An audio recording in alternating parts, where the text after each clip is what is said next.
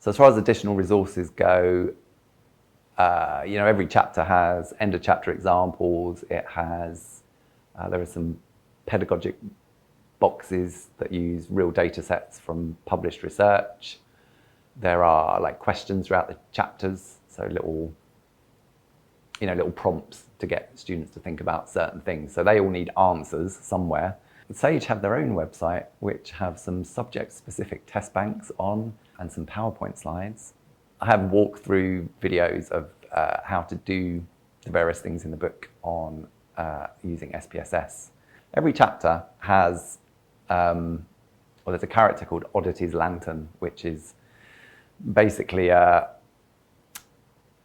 that's a cue that you can go off to YouTube or Sage's website or somewhere to discover a walkthrough where basically I've sort of dealt with the SPSS stuff in a sort of screencast. So it just sort of briefly covers